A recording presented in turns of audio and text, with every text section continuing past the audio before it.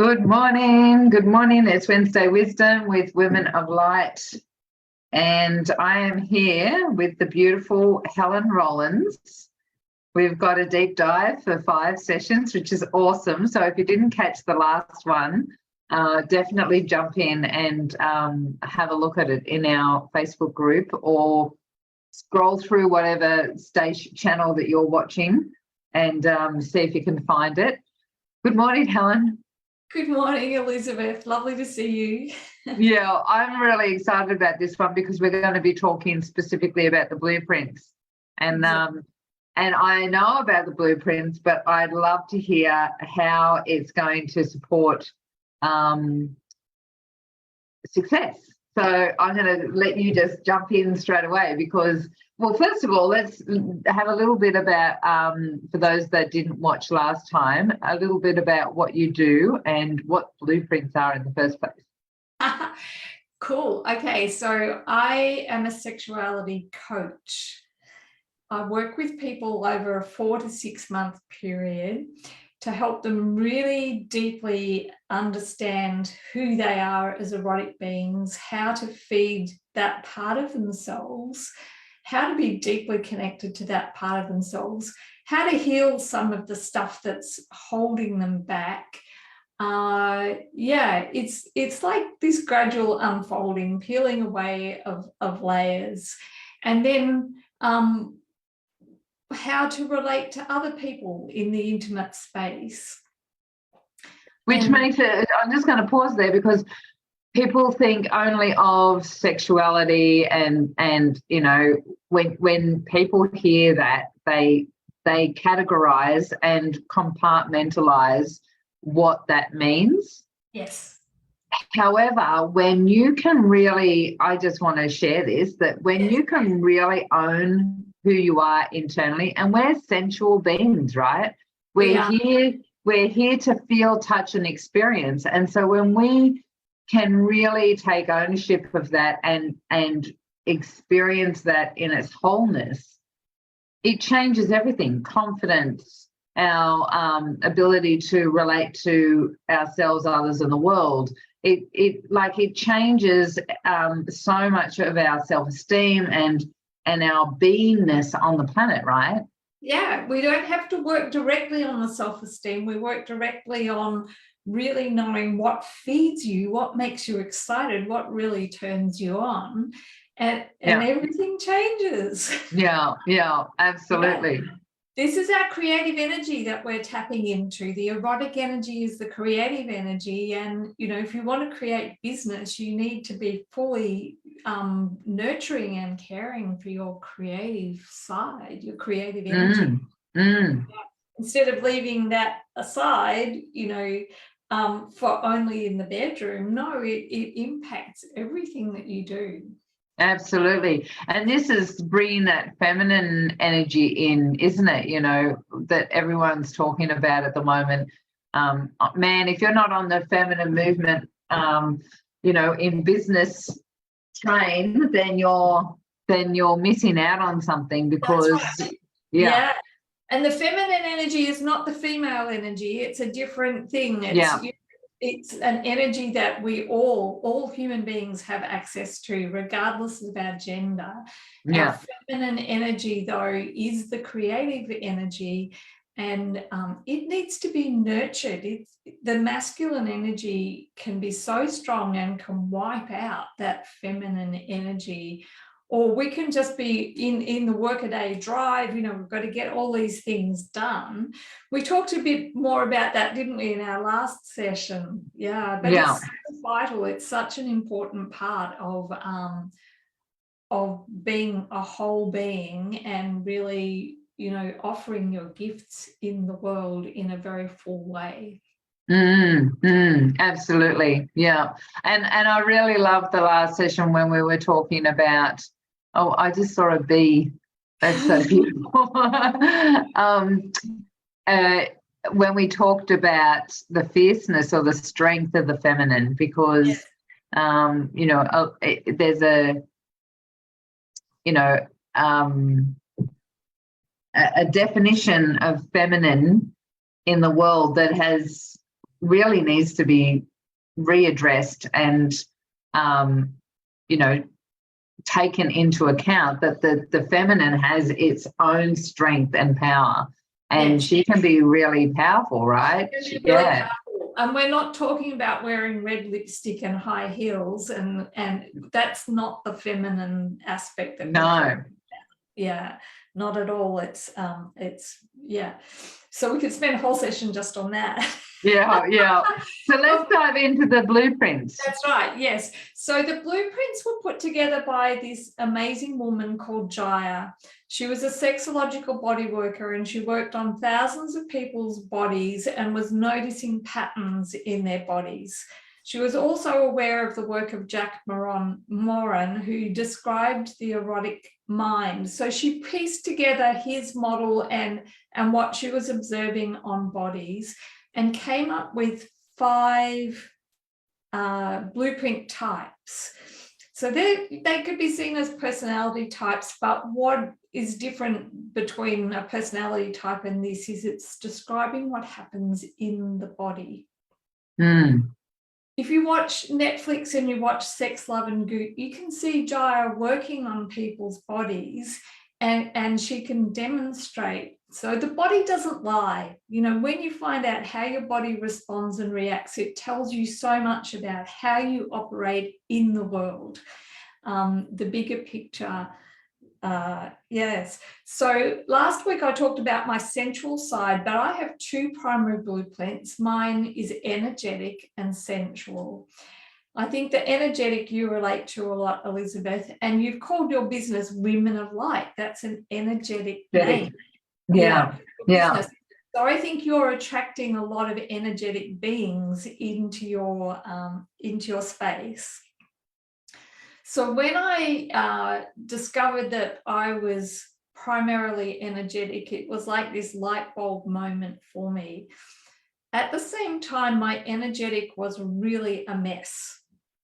So I really have had to work and nurture my energetic side, but I'll describe what energetic means. It doesn't mean that I'm ready to run a marathon and full of energy.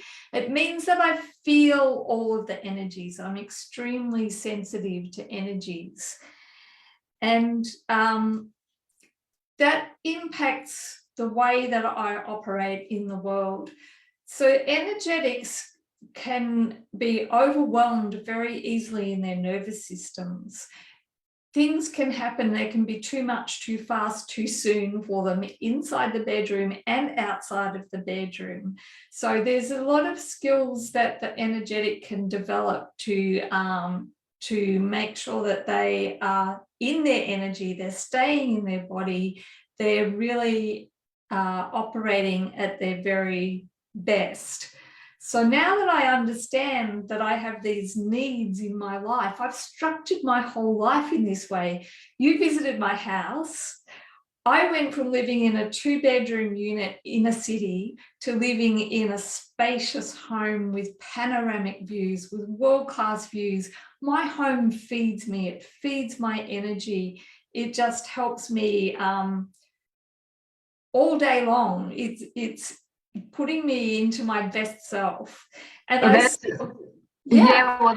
one of the things that when we first started working together, when you did the 5-day in Women of Light, I think it was, that that was one of the first things that hit me about being an energetic. Yes. Is I have always I actually didn't know. I wasn't aware that I needed space. I just knew that when I didn't have space, I felt restricted and confined, and it was all too much. So when now that I know that information, having a house that's got 3 levels to it, 3 split levels, is okay. Like, I don't think, there's only 2 people and 2.5 people, one comes and goes, right, that live in this house, right, and it's huge. But now I understand why, and that it's okay for me. I've been able to justify it in myself that this is why I need this space, because a small house would would do my head in. I can't imagine moving in or going in, traveling in a caravan. I suppose if I slept outside, I reckon I'd be okay. Yes. You know, like, yeah. So it really supports you when you recognize who you are and how you function in this way. It So does, I just thought I'd put that in to have because it was huge. Natural daylight is really important. I saw you alive, and you've got a view now. And we're right up on a hill, and yes. I mean, I'm literally where the clouds are. Yeah, that's right. Yeah, and that doesn't surprise me, knowing who you are and how you operate in the world, and how much that view would feed you. Being in with the clouds. Yeah. Exactly. I look out at this beautiful mountain that's got this little ridge on it, and then it goes over like that. And so I'm constantly looking. If you're seeing me go out here, it's because I'm looking out at the beautiful mountains and the trees and all that sort of stuff. That's right. So I grew up believing that, you know, you'd buy a house for a view and you'd get tired of the view. No, that's not true for an energetic. That view that I have just totally feeds me. And I can spend I don't own a television. That's part of my choice as an energetic. I will sit on my balcony and just watch the sun, you know, the sky, watch the change in the colors. That's my evening entertainment. And I feel just calm and relaxed by doing that. So as an energetic now, I do a lot of energy work. I've been expanding my energetic over the last 3 years. I begin my day with Qigong. Qigong means energy work. Yeah, and, wow, I didn't know that. Yeah. Yeah, it clears my energy. And now as an energetic, this is orgasmic for me to have energy showers like this, and I've learned how to do this for myself. You know, it feels really geeky, and it feels really weird when you start doing it, and you can start to learn to really allow energy to flow right through you. And now, so I got to tell you, as an energetic, I can feel that in my body as you're doing it, because we're connected, right? Yes, and I'm feeling like, oh, she's going to the heart now. But it's beautiful, because now I can, you know, if I start to feel overwhelmed, I have all these strategies that I can go into to really calm myself, feed myself.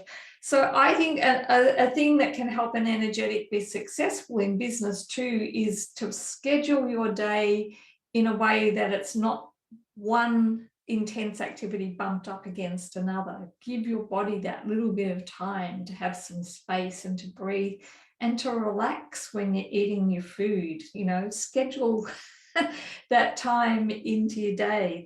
These are little hacks that can really work. Energetics can have terrible trouble with boundaries. This is the shadow side I'm talking about.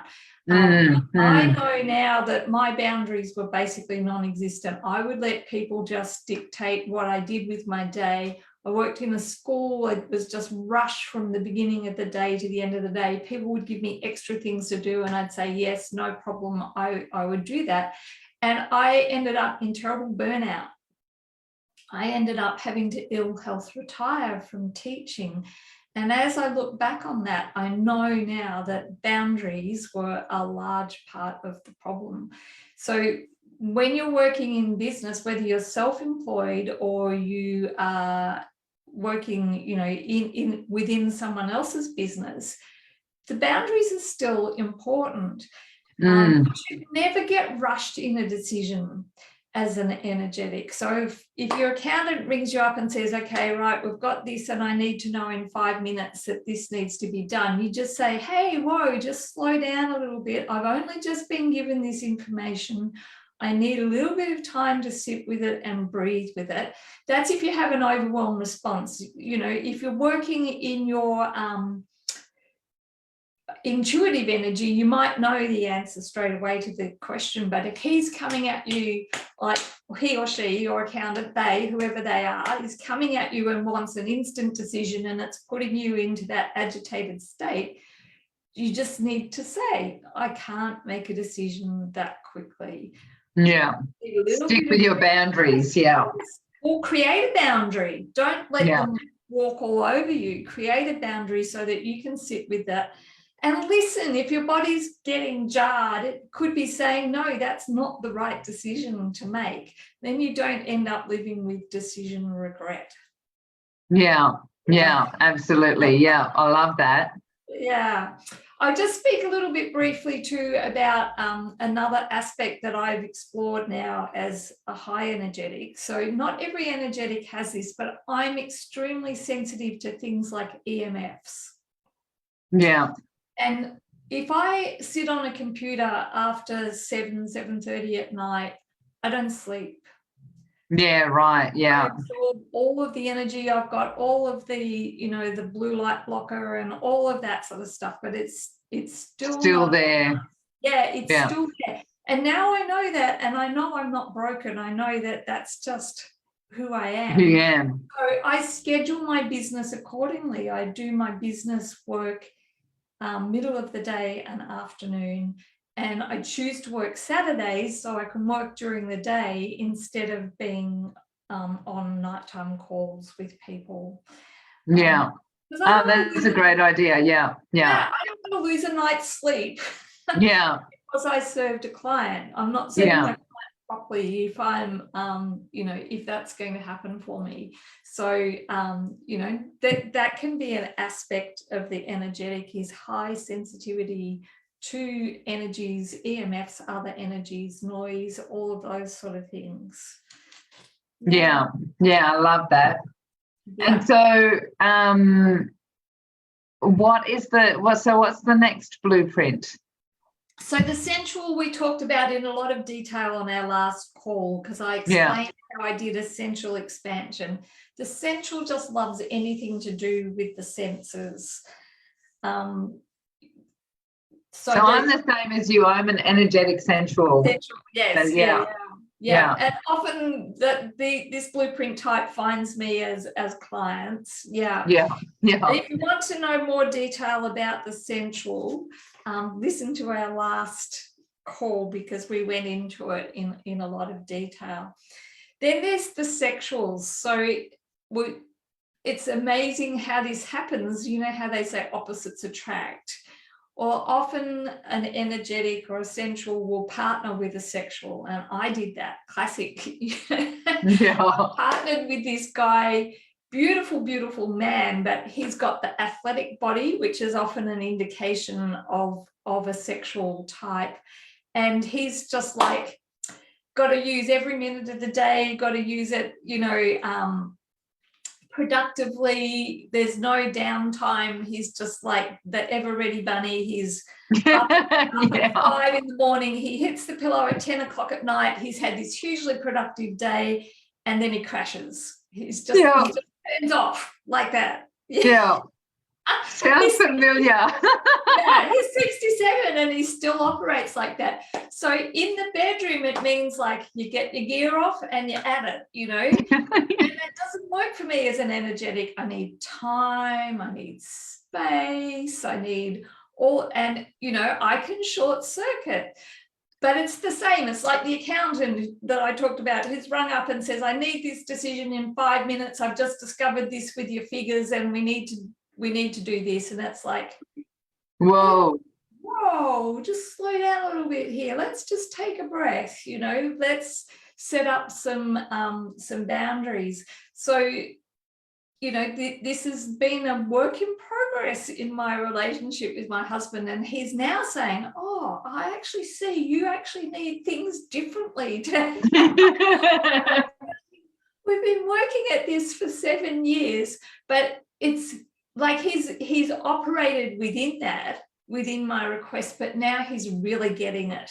Now Now he's actually saying, oh, this is actually true. Like, you know, these requests that I've been doing them, but with a little bit of a grudge. But now he's saying, oh, no, it's actually what you need. He's working it out. So if you're in business and you're dealing with a sexual, we're going to talk more about that in our next session, but it's really helpful to recognize that type of personality. Highly productive person can be a little bit black and white about everything. Yeah. It's not unusual for energetic and sexual to be together as blueprints. It can be energetic sensual, or it can be energetic sexual. So I think you might have got that beautiful combination. Yeah, I think I did. And that's been my saving grace with my husband. He has got the energetic appreciation, and he's learning to grow into that for himself. Yeah. So yeah. Okay, so we've done 3 blueprints. I touched on sensual briefly today, but you can get the full thing with that. We've done energetic, we've done sensual, we've done sexual. Then there's the kinkies. Now this is going to be interesting. How did this relate to business? Yes, so kink, when it's been beautifully expressed. Another one misunderstood, right? Another one highly misunderstood. Yeah. So a lot of people hide their kink, and they can just live in shame about it. But if they've learned to express it, they have been shown to me be the most psychologically balanced people on the planet. And there's very good reasons for that. They can also be extremely creative. And so when we did the PG version of this, you brought it in as the adventurous. We brought it in as play, the playful person. Yeah, play, yeah. The sexual's the adventurer.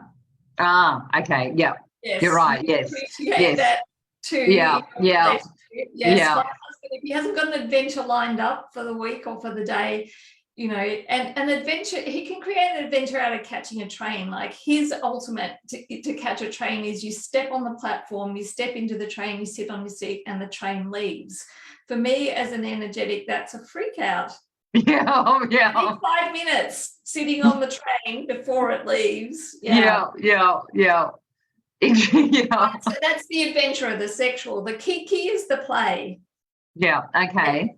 Okay, and what they do is they learn awesome skills. They're the negotiators, because when they learn to be, to create scenes, to create their fantasies, to live out their fantasies, they learn awesome skills in making requests and how to adjust, how to, and this is part of this whole boundary thing. A request might be near to something that you want, but you then, if you do some kinky play, you learn to say, well, I'm good for 3/4 of this, for this bit, and this bit, but can we just change this little bit? This is what I would need, instead of just saying, oh yeah, you can tie me up and you can do all those things.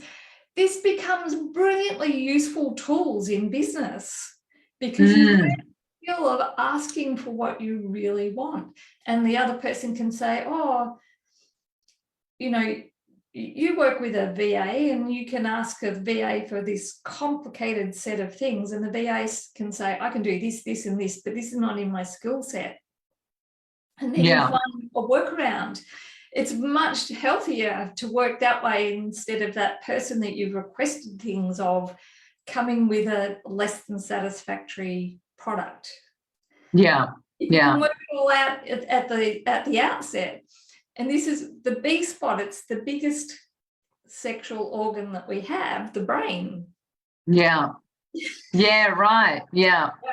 And kinkies are the ones who have the most access to this. Okay. Yeah. That's interesting. I've got to reflect on that.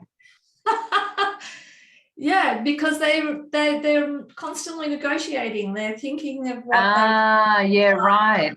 Yeah. And then they're having to ask another person to create that with them. Yeah.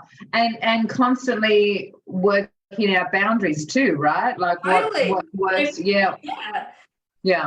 This is why they're so psychologically balanced. So I talked with you last week about this book, Unbound, A Woman's Guide to Power. Kasha, who wrote this book, worked as a dominatrix. This is the best book I've found on how to create boundaries. And she's fun.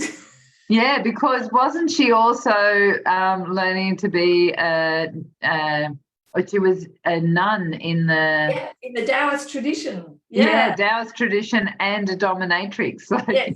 So she understands power from the energetic side, which is the Taoist side, and then she understands the kink dynamics of power. So she is one very powerful human being. Mm-hmm. And, you know, for me as an energetic, I've found this very readable, very applicable. The first time I just audited it. Now I'm going deep dive into it. You know, I just read it through, but now I'm really going in. I've read it. I've listened to it, and it's a beautiful book. We talked about it last week, and I've got to go back in and listen to it because I remember it was a great book. That's right. We talked about it personally. We didn't talk about it. On here. No, that's So I thought I'd bring it in and show it. So this is mandatory reading for all of my clients. My female clients. Yeah. Then the last one is the shapeshifter, and for a lot of people, this is a big aha moment because they just love everything. They have this massive nervous system capacity. They can be multi-talented and multi-skilled. The biggest risk for them in business is that they can change tack, and the people that they're working with don't necessarily keep up with them.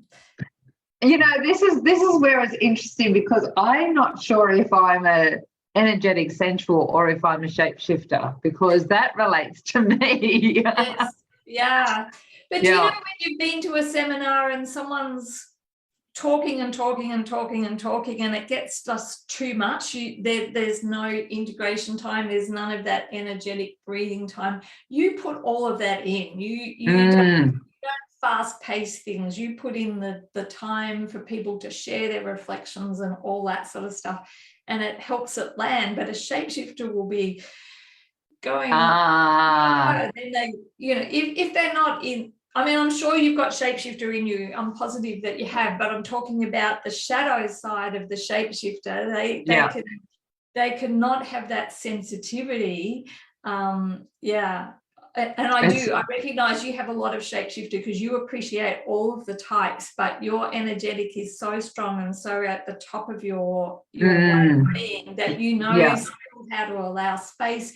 You feel the energy within your group so beautifully, and you can tell when people are fogging out. And you shift with that.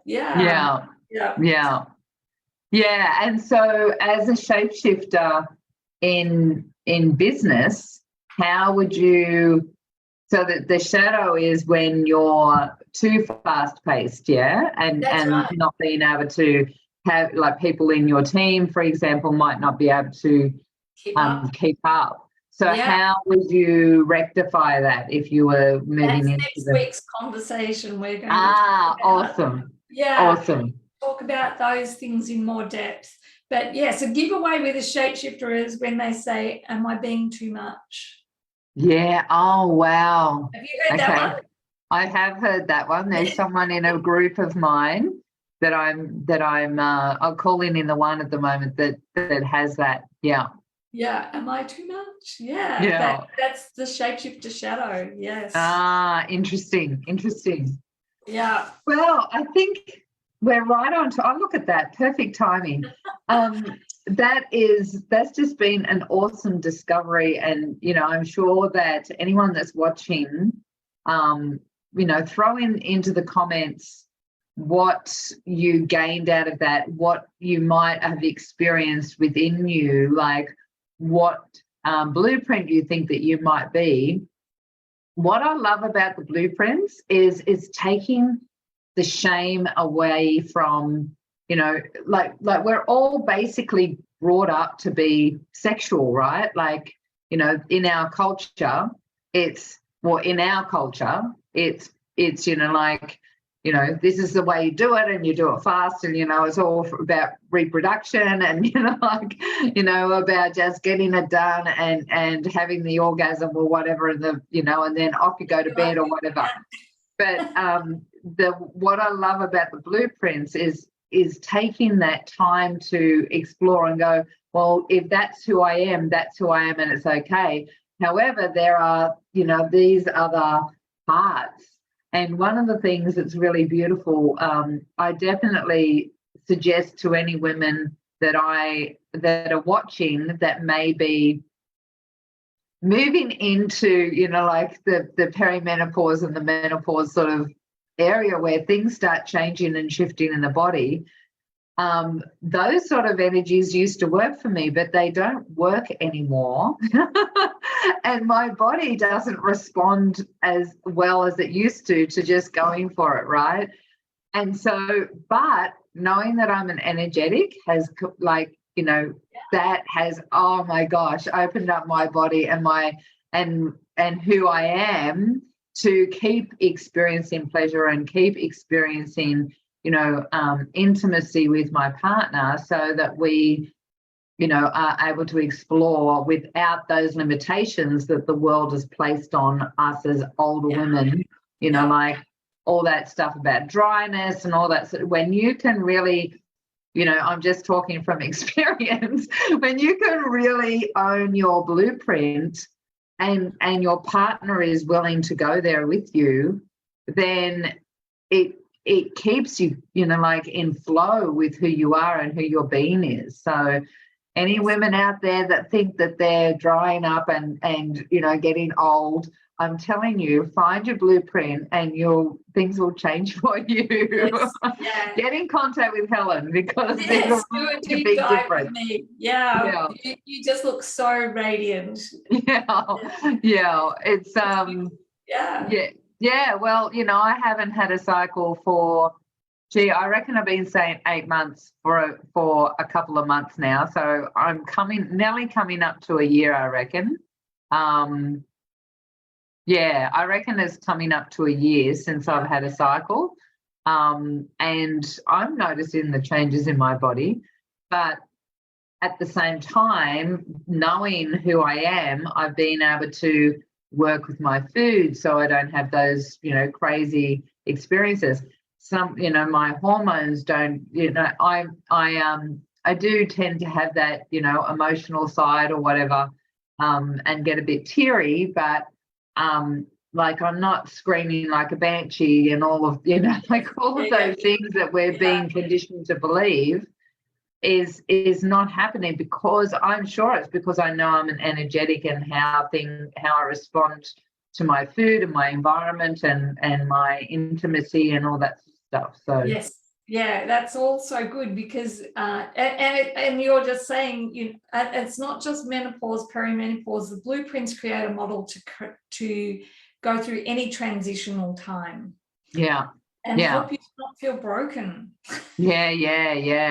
Because you're absolutely not enjoying what the world tells us you should be enjoying. Yeah. Switch off from that and get focused and stay, come and check out Helen and what she's doing, because she's doing some great work in the world out there. So thank you again. Looking forward to next Wednesday, ladies. I'm if you know anyone that definitely needs to listen to this, then get them to come in and jump into the group, tag them in the comments, and let's make a difference to us women. And because when we're in pleasure, man, the whole world the whole world's going to be a whole different experience, right?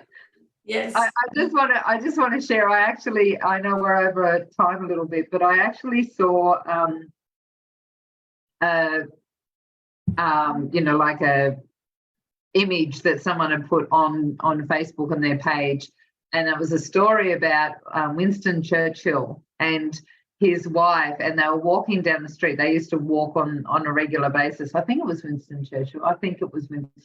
And they were walking down this street, and his wife saw someone that she knew, and it was a man, and they started talking, and Winston was off with somebody else. And when they finished, they started walking again, and Winston said to his wife, that's right, it was a street sweeper. And Winston said to his wife, so who was that? And she said, oh, that's an old lover of mine. You know, I used to be with this guy, you know, like he's still in love with me and blah, blah, blah. And we just had a great chat. And Winston sort of smugly said, oh, well, if you'd married him, you'd be the wife of a street sweeper. And she just didn't miss a beat. She said, oh, no. She said, if I married him, he would be the president of the Prime Minister of the yeah. And I was like, oh, so good, you know, like when you know who you are, right? Yes, when women are in their element.